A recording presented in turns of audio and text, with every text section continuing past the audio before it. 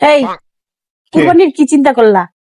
কোরবানির কি চিন্তা করছি? গত বছর যা চিন্তা প্ল্যানিং ছিল তাই তো। গত বছর কি প্ল্যানিং করছো না করছো ওগুলো আমি এখন দেখবো না। দোতলার ভাবি 5 লাখ টাকা দিয়ে গরু কিনছে, আর তুমি এখন গতবার কি করছো সেই চিন্তা করতেছো। আমি জানি না ওই মানে 5 লাখ টাকা যারা গরু কিনছে, আমি মানে 1 লাখ টাকা বেশি হইলেও আমি গরু কিনবো। আমি এবার 6 লাখ টাকা হইলেও গরু কিনবো, কিন্তু 6 লাখ টাকার নিচে নামা যাবে না, যত উপরে যাওয়া যায়। আমি জানি না তুমি আমাকে 6 লাখ টাকার উপরে আচ্ছা, গরু কিনে দিবা। তুমি আমাকে এই কথা কেন বলতেছো? তুমি আমার ইনকাম কত তো জানো, জানো না? তুমি তুমি কি বলতে চাইতেছো? তোমার ইনকাম কত আমি কেন কিছু জানতে চাই না। আমি শুধু জানি ভাবি 5 লাখ টাকা দিয়া ভাবিকে 5 লাখ টাকা দিয়া গরু কুরবানি দিবে, আমরাও এবার তাইলে তাদের থেকে উপরে উঠতে চাই। আমি কোনো কিছু জানি না, আমি তাদের নিচে থাকতে চাই না। আমি 6 লাখ টাকা দিয়ে গরু দিব, আর না হইলে 6 লাখ টাকার উপরে দিব, কিন্তু 6 লাখ টাকার নিচে দিব না। আচ্ছা, আমার কয় টাকা ইনকাম তো তুমি ভালো করে জানো। এর বাইরে আমি 1 টাকাও খরচ করতে পারবো না। আমার যা বাজেট আছে কোরবানির জন্য আমি তাই করব, এছাড়া আমি আর 1 টাকাও বাজেট রাখতে পারবো না। তুমি কি করবা করো, আমি জানি না। এটা কিন্তু হবে না। তুমি যত হাজার কথা বললো, এবার কিন্তু তোমাকে ওই 6 লাখ টাকা দিয়ে কুরবানি দিতে হবে। আমি কিন্তু তোমাকে ছাড়তেছি না, দাঁড়াও।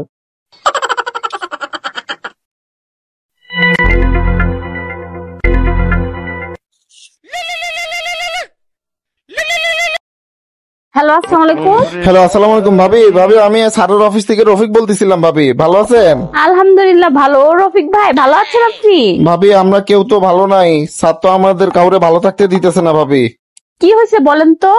ভাবি আগে আপনার একটা কথা বললেনি।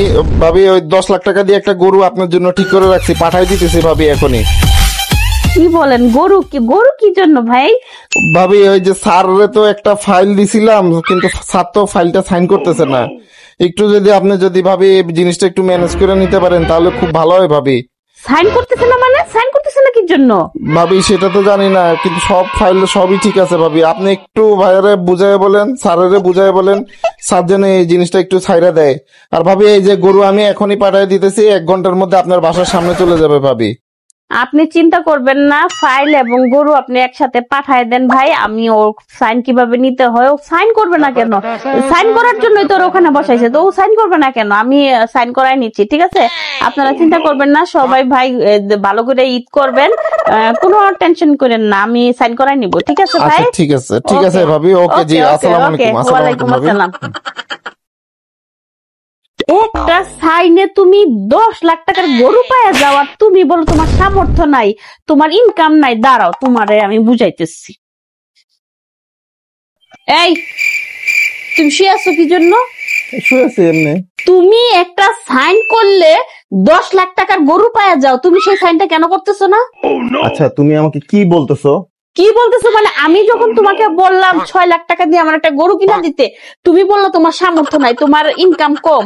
তো আজকে তোমার অফিস থেকে আমাকে ফোন দিছিল, সে তোমার কে ফোন দিছে মানে সেটা তোমার জানার দরকার আছে। তুমি একটা সাইন করলে যেখানে 10 লাখ টাকার গরু পাই যাও, তুমি কেন সাইন করতেছো না? এখন তুমি সাইন করবে। আমি বলে দিছি গরু এবং ফাইল দুটো একসাথে পাঠাইতে, বাসায় পাঠাই দিতে বলছি, তুমি সাইন করে দিবা। আর গরুটা এখন আমাকে এই বিল্ডিং এর সবার থেকে বেশি টাকার গরু আমি কুরবানি দিব, ঠিক আছে? আমার কি পরিমাণ যে ভালো লাগতেছে আমি তোমার বুঝাবো না। আর তুমি কি পরিমাণ দেখো তো, তোমার এত সুযোগ থাকতে আর তুমি কি বলো যে তুমি সামর্থ্য নাই? তুমি এটা কি বললা তানিয়া? কি বললাম মানে? তুমি এটা কি বললা? কি বললাম আবার? আমার ক্ষমতা আছে বললে কি আমি সেটার অপব্যবহার করব? এটা অপব্যবহার কি আছে? তুমি ওরা একটা ফাইলে সাইন করে দিবা, ফাইলটা চলে যাবে, তো ফাইল আটকে রাখার কোনো দরকার আছে তোমার? তুমি অফিসের ব্যাপারগুলো নিয়ে কেন নাক গলাও? তুমি জানো ওই ফাইলে কি সমস্যা? আমার ওই ফাইলে কিছু জানতে হবে না। আমি শুধু জানি যে তুমি কোনো কথা বলবা না, তুমি খালি শুধু সাইন করবা। তুমি আর কোনো কথা আমি তোমার শুনতে চাই না। আমি জানি না, তুমি যা ইচ্ছা তা করো গা, এটার ব্যাপারে আচ্ছা, আমি যা ইচ্ছা তাই করবো, কিন্তু সাইন তুমি করবা। তুমি না জানলেও কিছু করার নাই, সাইন তোমাকে করতেই হবে। হ্যালো, আসসালামু আলাইকুম। আসসালামু আলাইকুম ভাবি। ভাবি ভাবি, একটা তো সর্বনাশ হয়ে গেছে ভাবি। সর্বনাশ হয়েছে? কি সর্বনাশ হয়েছে ভাবি, ওই যে ট্রাক দিয়ে গরু পাঠাইতেছিলাম ভাবি, ওই ট্রাকটা অ্যাক্সিডেন্ট করছে ভাবি। অ্যাক্সিডেন্ট করে তো গরুটা মারা গেছে ভাবি। কি বলেন এসব? গরু কিভাবে মারা গেল? ভাবি, ওই যে ট্রাকের নিচে পড়ছে ভাবি। আপনি একদম চিন্তা করেন না। আর আজকে তো ভাবি আর পাঠাইতে পারলাম না, পরশুদিন ভাবি আবার পাঠাই দিতেছি, 10 লাখ টাকা দিয়ে আর একটা পাঠাই দিতেছি ভাবি। আপনি একটু স্যারের যেমনি স্যার একটু ম্যানেজ করেন ভাবি। আমি এই যে পাঠাইতেছি ভাবি। ঠিক আছে ভাবি। আচ্ছা ঠিক আছে ভাই, ঠিক আছে। 10 লাখ টাকার গরু মারা গেছে? আল্লাহ, কি বলে? দেখি তো, আমার বাবাকে যাই বলি। এই, একটা তো দুর্ঘটনা ঘটে গেছে। কি হয়েছে?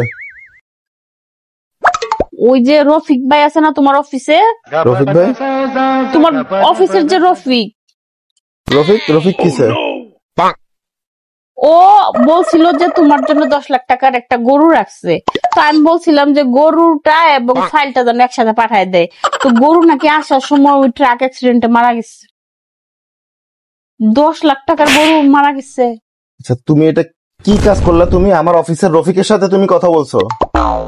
তোমার একটা সাইনের জন্য 10 লাখ টাকার একটা গরু পাঠাবে, তাই এর জন্যই তো আমি করছি। কোরবানির মানে কি তুমি বুঝো? কোরবানি করার আগে তোমার মনের পশুকে তুমি কোরবানি করো। যে কাজটা তুমি করতে চাইছো স্বয়ং আল্লাহ তাআলা চায় নাই যে এই কাজটা আমার দ্বারা হোক। পশু কোরবানির যে প্রতিযোগিতায় তুমি নামছো স্বয়ং আল্লাহও চায় না এই কাজটা আমার দ্বারা হোক। তুমি তো আমার সততার কোরবানি করতে চাইছো। কোরবানির অর্থই তোমরা জানো না।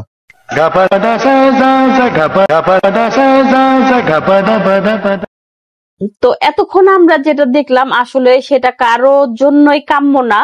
যেহেতু সামনেই কুরবানির ঈদ, তো আমরা যেন কুরবানি করার অসুস্থ প্রতিযোগিতায় না নামি। কুরবানি করার আগে কারো মনের ভেতরে যদি কোনো পশুর জন্ম নিয়ে থাকে, তাহলে যেন সেই পশুটাকে আগে কুরবানি করি। কারণ যার যতটুকু সামর্থ্য ততটুকুর মধ্যেই যেন আমরা কুরবানিটা করি।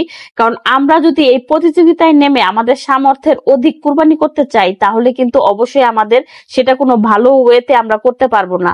তো সবাই এতটুকুই মনে রাখবেন যে কুরবানির আসল অর্থটা আগে জানবেন, তারপরে কুরবানির করার চেষ্টা করবেন। আর যার যতটুকু সামর্থ্য ততটুকুর ভিতরেই কুরবানি করবেন।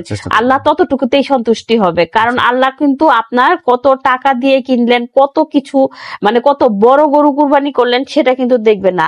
আল্লাহ দেখবে যে কার মন কতটুকু পবিত্র রেখে সে কুরবানি করছে এবং আল্লাহকে কতটুকু খুশি করার জন্য সে কুরবানি করছে সেটাই দেখবে। তো সবাই ভালো থাকবেন, সুস্থ থাকবেন, দেখা হবে কোনো একটি ভিডিওতে। আল্লাহ হাফেজ।